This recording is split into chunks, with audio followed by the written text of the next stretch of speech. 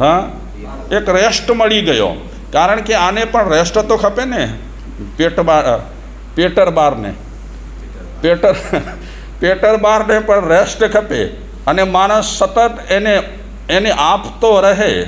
तमे कच्छी में कहीं कच्छी में करजो एन के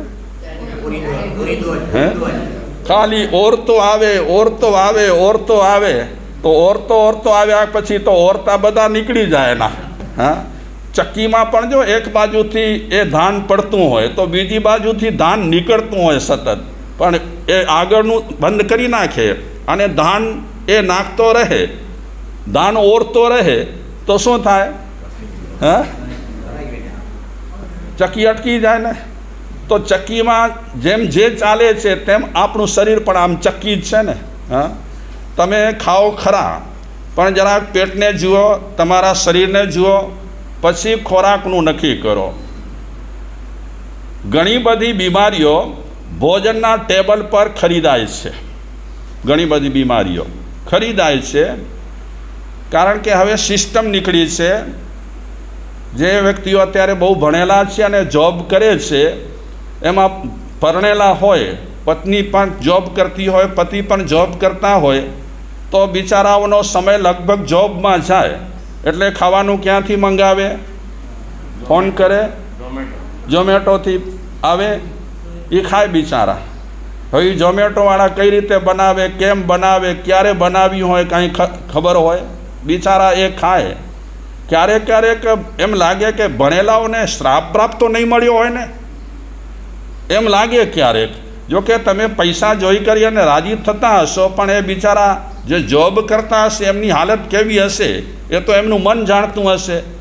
ઘણા છોકરાઓને બિચારાઓને ઈચ્છા હોય કે અમારા બાપુજીએ તો બિચારા ગધા વૈતરું કરી છે હવે એમને રાહત આપીએ અને કાંઈક સારું બધું બતાવીએ તો અમારા બાપુજી અહીંયા રહેતા રહેતા અને આ દુનિયામાંથી વિદાય લેતા લેતા સંતોષ પામીને જાય। આવી બિચારી આવા સંતાનોને બિચારાઓને અભરખારેલા હોય છે પણ એમની હાલત તો આમ જોવા જઈએ ગમે તેટલા ભણેલા હોય ગમે તેટલો મોટો પેકેજ રહેલો હોય અગર ઘરની વસ્તુ ખાવાની ન મળતી હોય હા અને સુંદર રીતે ખાઈ શકતા ન હોય તો એ બિચારા આટલા વર્ષ સુધી ભણ્યા એનું આ પરિણામ જે તે ખાવાનું જેવું તેવું ખાવાનું। ચાલી આપણે ભોગો ભોગવવાથી રોગ મટતા નથી પણ રોગ વધે છે। જૈન સાહિત્યમાં જૈન દર્શનમાં ઉત્તરાદન સૂત્ર છે એમાં એક કહાની આવે છે કે એક રાજાને વૈદરાજે કીધું હતું કે તમે કેરી ન ખાતા તમારા માટે કેરી ખતરનાક છે અને એ રાજા કંઈ ફરવા બરવા ગયા હશે કેરીના ઝાડ નીચે બેઠા હશે પાકેલી કેરી એમણે જોઈ જીભમાં જરાક જીભ સળવળી સુગંધ પણ સારી આવતી હતી આજુબાજુ કોઈ હતું પણ નહીં કેરી લીધી ખાધી બીમાર પડ્યા મહેલ ભેગા થયા વૈદરાજ આવ્યા વૈદરાજે પૂછ્યું કેરી બેરી ખાધી તો કીધું કે હા તમે તો ના પાડી હતી પણ જીભ રહી નહીં મન ન રહ્યું એટલે કેરી ખાધી તો વૈદરાજે કીધું કે બસ હવે તમારે ભગવાનનું નામ લેવાનું અમારી કોઈ પણ દવા હવે તમને કામ લાગે તેમ નથી। એ આખી એક ખાવા પર કહાની છે। તો ચાલો આપણે આ વિષયને સાઈડમાં લઈએ બીજી વાત કરીએ। એ શ્લોકમાં બીજી વાત કરીએ છે શેનો ભય હોય ચ્યુતે કુલી ભયમ।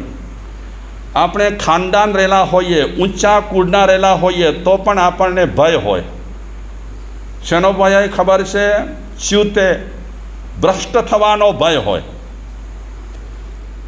આ બીજા નંબરનો ભય છે। સારા સારા ખાનદાન સારા સારા કુળવાન વ્યક્તિઓ અગર ભ્રષ્ટ થઈ જાય તો ગમે તેવા ઊંચા કુળના કાં ન હોય જિંદગી બરબાદ થઈ જાય।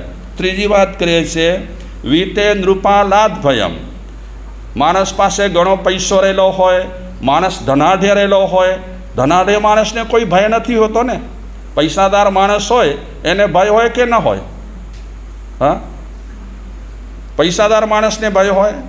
એક ભાઈ અમને કીધું કે ભગવાનને જ્યાં ભય હોય ત્યાં માણસને કેમ ભય ન હોય? કારણ કે હવે ભગવાનને પણ માણસ તાળામાં રાખે છે મારે નીકળતા નહીં। હા કારણ કે એક ભાઈએ કીધું કે માણસને હવે ભગવાન પર ભરોસો નથી 100 રૂપિયાના તાળા પર ભરોસો છે। એ આપણે વાત નથી કરવા માગતા, પણ પૈસો ઘણો હોય તો ભય હોય કે ન હોય? અગર જો ભય ન હોય ને તો ગઈકાલે તિજોરી માટે આટલી મહેનત ન કરત. હા, 4 જણા સલાહકાર હતા. આપણા દિનેશભાઈ પણ સલાહકાર હતા. બધા અલગ અલગ સલાહ દેતા હતા, કારણ કે સલાહ દેવામાં કાંઈ શક્તિ તો જાય નહીં. તો આ બધા ભય રહેલા જ છે. પૈસાદાર માણસને બહુ ભય જ છે. અત્યારે રાજા નથી, આ શ્લોકમાં તો રાજાનું નામ આપ્યું છે, પણ આમ અત્યારે ગવર્મેન્ટનો ભય હોય કે ન હોય પૈસા માટે? હા, ઘણો ભય હોય. અને એક ચાર્ટર્ડ એકાઉન્ટે કીધું કે મારે શ્રી, ભલે માણસો સંસ્થાઓ માટે પૈસા ભેગા કરે છે અને કરોડોની પેલી બનાવે છે, શું કહેવાય, એફડી બનાવે છે, પણ સરકારના ડોળા એ સંસ્થાઓના ધન પર છે. આજે નહીં તો ગમે ત્યારે સરકારના ડોળા પડ્યા જ છે. ક્યારે કયો કાયદો કાઢશે અને સંસ્થાના પૈસા ક્યારે સંસ્થાવાળાને આપવા પડશે ખબર નથી. કરોડો રૂપિયા છે. આપણે કેવલ આપણી જ વાત કરીએ, જૈનોની, કરોડો અબજો રૂપિયા રહેલા છે. ક્યારે ગવર્મેન્ટ કેવો કાયદો કાઢે કાંઈ ખબર ન પડે. હમણાં થોડા સમય માટે અટકાવી દીધો છે, પણ ગમે ત્યારે સંસ્થાઓના પૈસા પર નજર તો છે જ. એટલે હું સલાહ ન આપી શકું, પણ માણસે સમયસર સારા કાર્યમાં એ ઇન્કમનો યોગ્ય વિનિયોગ કરી નાખવો જોઈએ. તે છતાં પણ હજી આપણને ભરોસો નથી. ભરોસો એ નથી કે પૈસા બધા વાપરી નાખીશું અને ભવિષ્યમાં જરૂર પડશે તો કાઢવા ક્યાંથી પૈસા? એટલે માણસ આજે ભવિષ્યની બહુ ફિકર કરી રહ્યો છે, અને ભવિષ્યની ફિકર કરી રહ્યો હોવાને કારણે આ બધું સંગ્રહ કરે છે. ભગવાનના નિયમથી તો આપણે બધા વિરુદ્ધમાં જ છીએ કે નહીં? એમણે કીધું કે સંગ્રહ ના કરો. અત્યારે આપણે એમના નામે શું કરી રહ્યા છીએ? સંગ્રહ, પરિગ્રહ વધારી રહ્યા છીએ. તો આ શ્લોકમાં કહે છે કે જેની પાસે ઘણો ધન છે તેને પણ ભય છે. અત્યારે રાજા નથી તો ગવર્મેન્ટનો ભય છે. હમણાં કેટલા કાયદા કાઢ્યા છે, કેવા કાયદા કાઢ્યા છે. આ જીએસટી બીએસટી એના માટે પણ માણસ તો ગાંગો થઈ ગયો છે કે આ બધા શું નિયમો કાઢ્યા છે. ઠીક છે, આ પણ ભય છે એક. આ બધી વાતો ભયની હું શું કામ કરું છું? તમને એમ હશે કે કેમ આજે કથા શરૂ ન કરી, પણ લગાતાર હું 1 કલાક કથા કરું ને મને ખુદને પણ મજા ના આવે. તમે ભલે રસિક રહેલા છો કથાના, પણ 1 કલાક સુધી લગાતાર એકની એક કથા કયા કરવી બરાબર નહીં. આપણે કથા શેના માટે કરી લીધી છે? શેના માટે કથા હોય? ચરિત્ર શેના માટે હોય? આગમ શેના માટે હોય? ખાલી સાંભળવા પૂરતો જ હોય કે આને કોર થીંદો ભવદત્ત જો? હા, આ બધી ચીજો એમાં કાંઈક આપણને સારાંશ લેવાનું હોય, કાંઈક આપણને એમાંથી બોધપાઠ લેવાનું હોય. તો આ કથાઓ વગેરે બોધપાઠ માટે જ છે. અને આપ સૌ કથા પ્રેમી રહેલા છો, એમાં બે મત નથી. કથા સિવાયની હું વાત કરું એટલે શું લાગે? ચાલીએ આપણે વાત કરીએ આગળ. પૈસા હોય તો શેનો ભય હોય? ધનના 3 રસ્તા રહેલા છે: દાન, ભોગ અને નાશ. અગન પલિતો રાજદંડ, ચોર મુસાલે જાય. અગન પલિતો રાજદંડ, ચોર મુસાલે જાય. આ ધનના 3 રસ્તા રહેલા છે: યા તો દાન, યા તો ભોગ, યા તો નાશ. ક્યારે કોઈની પાસે ધન આજ સુધીમાં ટક્યું નથી. અગન પલિતો, યા તો આગ લાગે. હમણાં આ જ વર્ષમાં ઉનાળામાં મોટી આગો લાગી, અને મોટી આગ લાગ્યા પછી કંઈકની મિલકતો બળીને ભસ્મીભૂત થઈ ગઈ, અગનપલી તો રાજદંડ, યા તો ગવર્મેન્ટના જે નિયમો હોય એ પ્રમાણે માણસને દંડ ભોગવવો પડે અને દંડ ભોગવવામાં પૈસા દેવા પડે. અગનપલી તો રાજદંડ, ચોર મુસાલે જાય. ત્રીજો કયો રસ્તો રહેલો છે? હા, ચોરી થઈ જાય. યા તો તમે દાન દો, યા તો તમે ભોગ ભોગવો, યા તો તમારા ધનનો નાશ ગમે તે રીતે થાય તેમ છે, યા તો આગ લાગશે, યા તો ગવર્મેન્ટ કોઈક એવી ટાંચ નાખશે. ઘણા લોકો પાસેથી સાંભળ્યું છે કે હવે માણસ બહુ મિલકત રાખશે ને, શું કહેવાય, ઘરો વધારે પડતા ઘર રાખશે તો પણ ગવર્મેન્ટની નજર છે, અને જો માણસ કમાય છે તે છતાં પણ ફિગર નક્કી કરશે ગવર્મેન્ટ કે માણસ પાસે આટલા પૈસા હોવા જોઈએ.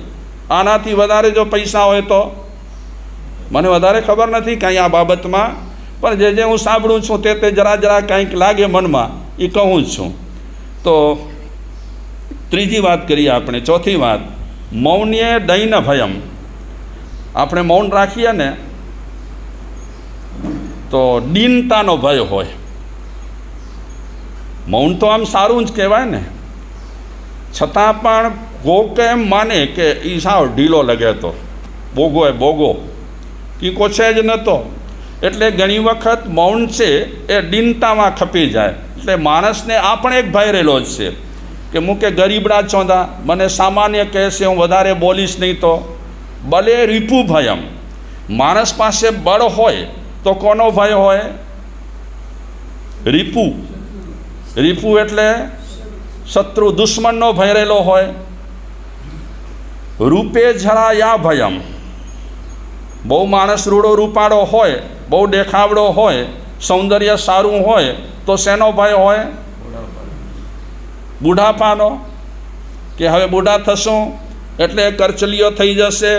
મોટો સરસ મજાનો હોય જુવાનીમાં, લાલીમાં જેવો, પછી બુઢાપો આવે એટલે એ બધું ધીમે ધીમે ધીમે ચાલ્યું જાય. બુઢાપાનો ભય. રૂપ હોય તો માણસને બુઢાપાનો ભય હોય. કેવા કેવા રૂડા રૂપાળા માણસો હતા, વય વધ્યા પછી શું થઈ ગયા? બધા બુઢા થઈ ગયા. એટલે તો એક વિચારક કહે છે, આશકું અલ્લાહ ન દિખલાએ બુઢાપા. ભગવાન બુઢાપો ન બતાવે તો સારું.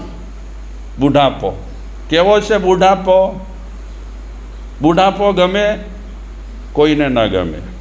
આપણે પણ ઈચ્છી રહ્યા છીએ કે બુઢાપો ના આવે તો સારું, પણ વય વધશે તો બુઢાપો તો આવશે. વોકિંગ કરીશું, જોગિંગ કરીશું, સ્વિમિંગ કરીશું, ગમે તે કરીશું, પણ વય પોતાનો વિકરાળ સ્વરૂપ બતાવ્યા વગર રહેશે નહીં. રૂપે જરાયા ભયમ, શાસ્ત્રે વાદ ભયમ. આપણે બહુ શાસ્ત્ર ભણ્યા હોઈએ તો વાડનો ભય છે. ના, તું છે તો એ બરાબર ના, હું કહું છું એ બરાબર છે, વાદ વિવાદમાં ઉતરી જાય, આ ભય છે. ગુણે ખલ ભયમ.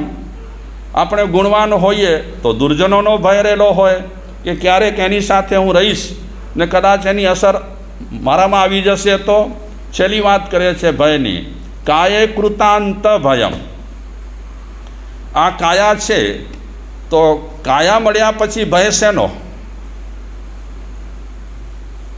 રમીલાબેન, કાયા મળી છે, શરીર મળ્યો છે, ભય શેનો? શેનો ભય આપણને? કાયે કૃતાંત ભયમ. કૃતાંત એટલે યમ, મરણ. કાયા છે તો આપણને ભય લાગે કે ન લાગે મરણનો? હા, આપણને જેટલું આયુષ્ય મળ્યું છે એ આયુષ્ય દરમિયાન આપણને બધાને મરવાના વિચારો કેટલી વખત આવે કે ના આવે? માજી, કાંઈક બીમારી થાય તો તરત જ ડોક્યું કરે જમરાજા, અને આપણને ભય લાગે કે હવે શું મરી જઈશ. માણસને આમ જોવા જઈએ તો ડગલે ને પગલે શેનો ભય છે? ડગલે ને પગલે ભય છે.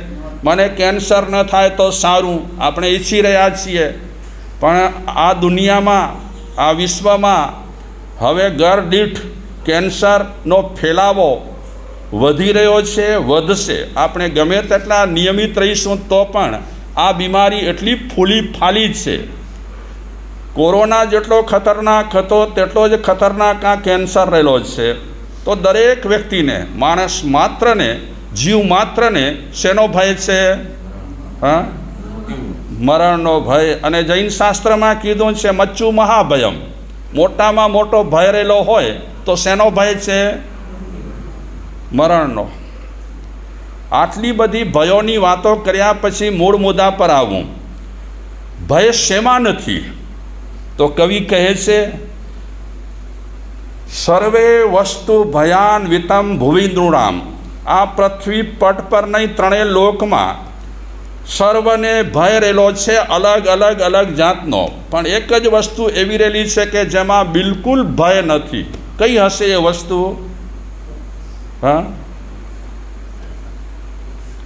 આ હોય તો આ ભય હોય, આ હોય તો આ ભય હોય. ભોગો ભોગવીએ તો રોગનો ભય હોય. પછી સ્કૂળવાન હોઈએ તો ભ્રષ્ટ થવાનો ભય હોય.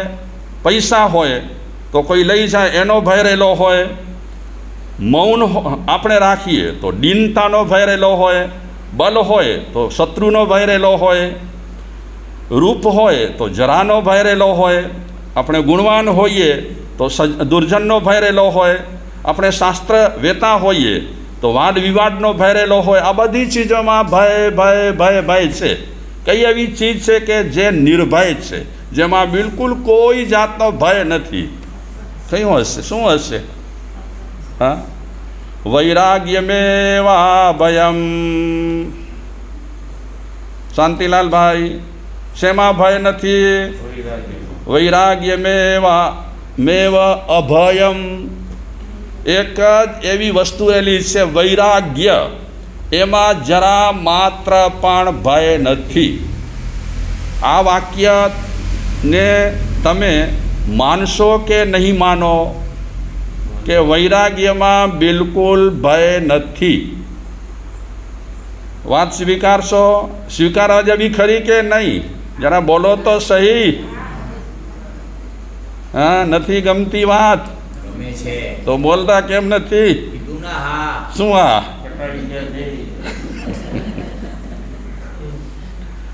વૈરાગ્ય સિવાય બધી ચીજોમાં ભય ભય ભય ભય છે. તમે એમ પૂછશો નહીં, પણ મનમાં વિચારશો કે મારા સાહેબ તમે તો વૈરાગી છો, તમને શેનો ભય? પણ હજી અમને સાચો વૈરાગ્ય નથી. સાચો વૈરાગ્ય જીવનમાં આવવો એ સહેલો નથી. અગર સાચો વૈરાગ્ય આવી જાય તો બિલકુલ આજના કાળમાં પણ, ચાહે ગ્રહસ્થ હોય ચાહે સાધુ હોય, એ નિર્ભય રહી શકે છે. બાકી ડગલે ને પગલે આપણને બધાને ભય ભય ભય. આપણે બધા ભયના ઓથારા હેઠળ જીવી રહ્યા છીએ.